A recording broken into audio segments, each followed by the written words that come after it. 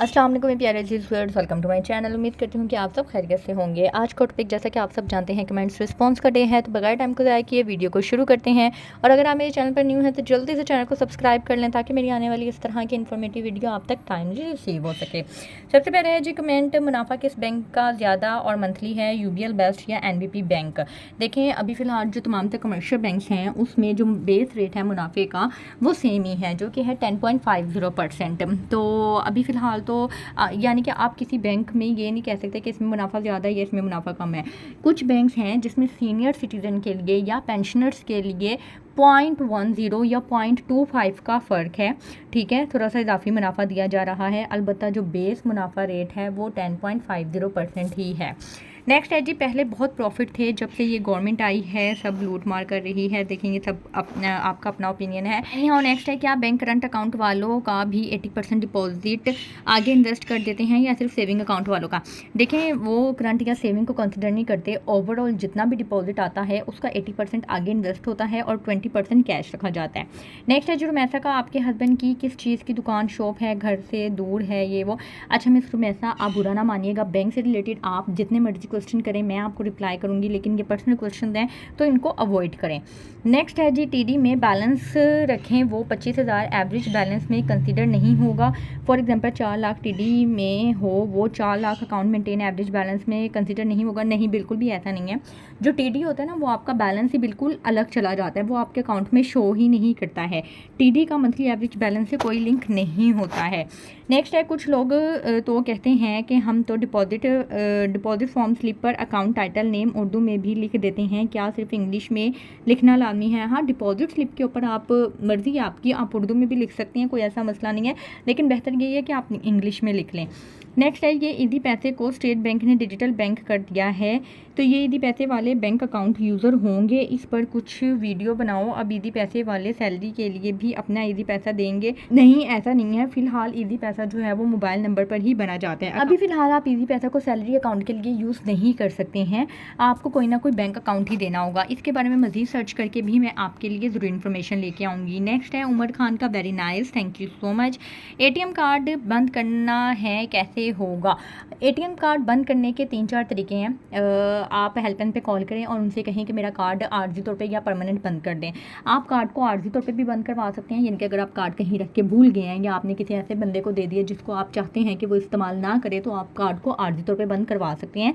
जब कार्ड आपको मिल जाए या आपके पास आ जाए या आप दोबारा से एक्टिव करवाना चाहें तो आप दोबारा से हेल्पलाइन पे कॉल करके उसको एक्टिव करवा सकते हैं। दूसरा तरीका ये है कि आप अपनी मोबाइल एप्लीकेशन में कार्ड मैनेजमेंट में जाएँ, वहाँ अपने अपना कार्ड सेलेक्ट करें। कार्ड के लास्ट 4 डिजिट कार्ड की पिक्चर के ऊपर आपको शो हो रहे होंगे मोबाइल एप्लीकेशन के अंदर। आप उस कार्ड को सिलेक्ट करें और नीचे इनएक्टिव मार्क कर दें, ठीक है, वो आपका कार्ड इनएक्टिव हो जाएगा, आर्जी तौर पे बंद हो जाएगा, और जब चाहें आप उसको मोबाइल एप्लीकेशन के थ्रू ही कार्ड मैनेजमेंट में जाके एक्टिव भी कर सकते हैं।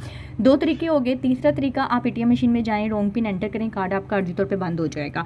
तो ये 2-3 तरीके हैं, इनमें से जो तरीका आपको सही लगे आप कर सकते हैं। एक और चीज़ मैं आपको बता दूँ, आर्जी तौर पर बंद हुआ हुआ कार्ड एक्टिव हो सकता है, लेकिन अगर आपने मुकम्मल तौर पर कार्ड एक दफ़ा बंद करवा दिया तो आप उसको दोबारा से एक्टिव नहीं करवा सकते, फिर आपको नया कार्ड ही लेना होगा। नेक्स्ट है, मुकम्मल करंट अकाउंट में बैलेंस मेंटेन रखने पर जितने भी दिनों की एवरेज निकाली है, मुकम्मल करंट अकाउंट को सेविंग में चेंज करा दें, फिर वापस मुकम्मल करंट अकाउंट में कर दें, फिर सारी ऐसा नहीं होता कि आप एक अकाउंट को पहले सेविंग करें फिर सेविंग से करंट में करें। बैंक वाले आपको इस तरह से कभी भी अलाउ नहीं करेंगे, ठीक है। नेक्स्ट है जी, अब भाई के जिस ब्रांच में 16 करोड़ था वो बोल रही हैं प्लीज़ आप पैसे ना निकालें, आपको हम हर सर्विस देंगे आप जहां भी होंगे। और न्यू ब्रांच वाले कॉल कर रहे हैं, आप आएँ सर, आपके लिए सब कुछ फ्री होगा, फैसिलिटी मिलेगी, ATM कार्ड सब कुछ। अब तुम ही बताओ हम क्या करें। हाँ तो ठीक है, अगर आप बैंक में रखना चाहते हैं तो बैंक में रख लें। ज़ाहिरी बात है कि 16 करोड़ 160 मिलियन होता है, जो कि मोर देन इनफ होता है, बहुत अच्छी अमाउंट होती है। बैंक वाले तो आपको सर पे बिठा के रखेंगे, रखना है तो रख लें, और अगर आपने कहीं और इन्वेस्ट करना है तो आप कर सकते हैं। रुमैसा का, आपकी मैरिज अपने रिलेटिव में हुई है? देखिए रुमैसा, ये पर्सनल क्वेश्चन हैं, काइंडली अवॉइड करें, बैंक से रिलेटेड जो मर्जी क्वेश्चन करें। नेक्स्ट है, हेलो सिस्टर, मेरे पास 20K यानी कि 20,000 हैं, जिसमें 10 वाले नोट 20 वाले 50 वाले मिक्स में हैं, तो क्या वो बैंक वाले मेरे अकाउंट में डिपॉजिट कर देंगे? जी बिल्कुल, आप चिल्लर भी लेके जाएंगे तो वो डिपॉजिट कर देंगे। नेक्स्ट है जी मैडम, हो सकता है कि वो आपको टाइम दें या कहें कि थोड़ा सा टाइम लगेगा ये वो, लेकिन ले लेंगे। नेक्स्ट है जी मैडम, अभी MCF में सिर्फ 9% दे रहे हैं और उस पर भी 15% गेन टैक्स है। अच्छा, ये मीज़ान कैश फंड की बात कर रहे हैं कि उसमें भी 9% मिल रहा है। जी बिल्कुल, जो म्यूचुअल फंड्स होते हैं उनके रेट्स अप्स डाउन होते रहते हैं और डेली बेसिस पे अप्रॉक्सीमेट चेंज होते रहते हैं, लेकिन इनका जो एवरेज निकलता है वो अच्छा निकल आता है और पूरा साल या 2-3 साल तक रखने के बाद आपको अच्छी खासी अमाउंट मिल जाती है। ठीक है, हाँ बिल्कुल, इसके ऊपर 15% गेन टैक्स लिया जा रहा है, लेकिन ये मीज़ान डेली फंड और मीज़ान रोज़ाना आमदनी फ़ंड की निस्बत बेहतर है, क्योंकि उसमें 25% और 50% फाइलर और नॉन फाइलर का रिस्पेक्टिवली टैक्स कट किया जा रहा है। नेक्स्ट है मैडम, कोई महीना 28, कोई 30 और कोई 31 का होता है, आपके मुताबिक हर महीने प्रॉफिट सेम होता है? देखें, दिनों का प्रॉफिट आता है। अगर 28 दिन हुए हैं तो 28 दिन का जो प्रॉफिट होगा वो आपको मिल जाएगा। अगर 30 है तो 30 दिन का प्रॉफिट मिल जाएगा। तो डे के हिसाब से कैलकुलेट होते हैं और मंथ एंड पे आपको या मंथ के स्टार्ट में मिल जाते हैं। नेक्स्ट है, पहले अकाउंट किसी बैंक में ओपन कराना ठीक है? पहला अकाउंट किस बैंक में ओपन कराना ठीक है? देखें, मैंने पहले भी बताया था कि ये चीज़ आपने खुद एनालिसिस करनी होती है कि आपने किस बैंक में अकाउंट ओपन करवाना है, कौन सा बैंक आपके नज़दीक है। आपने कमर्शियल बैंक में कमर्शियल बैंक की कन्वेंशनल ब्रांच में ओपन करवाना है या इस्लामिक ब्रांच में करवाना है, सेविंग करवाना है, करंट करवाना है, तो आप जिस मर्जी बैंक में ओपन करवा सकते हैं। It's up to you. जाहिर बात है कि ये UBL, ABL, HBL ये कुछ बड़े बैंक हैं, इसमें बेहतर है कि आप करवा लें। नेक्स्ट है जी, इनके आसान अकाउंट से रिलेटेड कुछ क्वेश्चन हैं कि आसान अकाउंट वाले को DD मिलता है? जी बिल्कुल मिल जाता है। आसान अकाउंट वाले को स्टेटमेंट मिलती है? जी बिल्कुल, आसान अकाउंट वालों को भी स्टेटमेंट मिल जाती है। नेक्स्ट है, आसान अकाउंट वाले को मोबाइल ऐप मिलती है? जी बिल्कुल मिल जाती है। कुछ बैंक हैं जिसमें अगर आपका फ़ोटो अकाउंट होगा तो फिर आपको मोबाइल एप्लीकेशन एक्टिवेट नहीं की जाती, लेकिन अगर आपका एक नॉर्मल अकाउंट है सिग्नेचर वाला तो फिर आपको मोबाइल ऐप भी मिलती है। आसान अकाउंट वाले की चेक क्लीनिंग में जाता है? क्लियरिंग में लिखा होगा? जी बिल्कुल, अगर आपका फ़ोटो अकाउंट नहीं है तो चेक आपका क्लियरिंग में चला जाएगा, लेकिन अगर आप थंब इंप्रेशन लगाते हैं तो फिर चाहे वो आसान अकाउंट हो या नॉर्मल अकाउंट हो, आप अपना चेक क्लियरिंग में नहीं भेज सकते। नेक्स्ट है, आसान अकाउंट वाले स्मॉल अमाउंट अब्रॉड से रिसीव कर सकते हैं? जी बिल्कुल, आप रेमिटेंस रिसीव कर सकते हैं। आप अपने अकाउंट का IBN नंबर भेजें जिससे भी आपने रेमिटेंस मंगवानी है और अकाउंट में मंगवा लें। नेक्स्ट है, आसान अकाउंट वाले TD वाले हो सकते हैं? जी बिल्कुल, आप टर्म डिपॉजिट भी आसान करंट अकाउंट के जरिए ले सकते हैं। नेक्स्ट है जी, आसान अकाउंट वाले लोन मिलता है? जी बिल्कुल मिल जाता है। आसान अकाउंट वाले बैंक लॉकर मिलता है? जी बिल्कुल मिल जाता है। आसान अकाउंट वालों को तमाम तर फैसिलिटी मिलती है, सिर्फ और सिर्फ एक ये उसमें रिस्ट्रिक्शन होती है कि पूरे महीने की जो क्रेडिट और डेबिट ट्रांजैक्शन का टोटल है वो आपका 10 लाख से ऊपर नहीं जाना चाहिए। बाकी आपको each and everything facility provide की जाती है। नेक्स्ट है, अब बैंक वाले बोलते हैं भाई को आप अकाउंट खुलवाएं, हम आपको प्रीमियम बनवा देंगे। बिल्कुल हफ्सा, आपके भाई भी जो है वो 160 मिलियन के ऑनर हैं, तो जाहिर बात है कि वो प्रीमियम कस्टमर में ही आते हैं। अगर 3-4 मिलियन भी हो तो वो बंदा प्रीमियम कस्टमर में आ जाता है। नेक्स्ट है, ये freedom account sole proprietor account होता है? देखिए, फ्रीडम अकाउंट तो सोल प्रोप्राइटर, अब सोल प्रोप्राइटर अकाउंट होता क्या है? सोल प्रोप्राइटर अकाउंट होता है कि आप बिजनेस पर्सन हैं और आप अपने बिजनेस नेम से अकाउंट ओपन करवाना चाहते हैं, उसको सोल प्रोप्राइटर अकाउंट कहा जाता है। ठीक है, तो आप फ्रीडम अकाउंट में सोल प्रोप्राइटर के तौर पे अकाउंट ओपन करवा सकते हैं। नेक्स्ट है, अस्सलाम वालेकुम। वालेकुम अस्सलाम। सिस्टर अकाउंट ओपन करने पर कौन सा बैंक फ्री फीचर्स दे रहा है? Free ATM, rent free locker?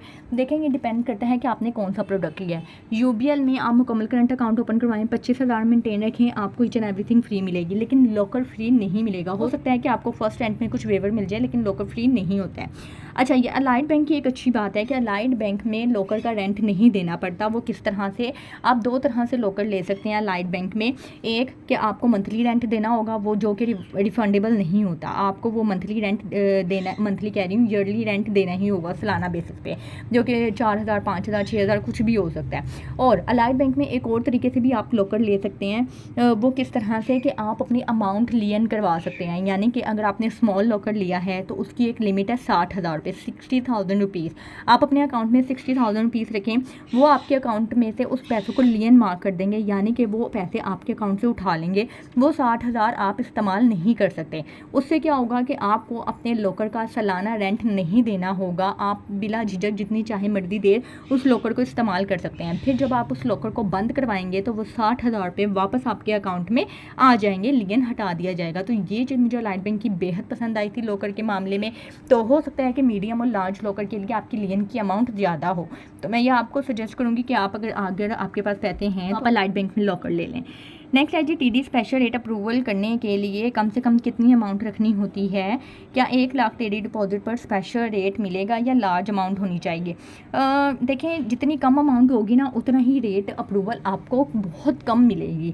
तो मैक्सिमम आपका 5 लाख या कम से कम 10 लाख होंगे तो आपको अच्छी रेट मिल जाएगा, या इससे ज़्यादा जितनी अमाउंट ज़्यादा होगी उतना ही रेट भी आपको ज़्यादा मिलेगा।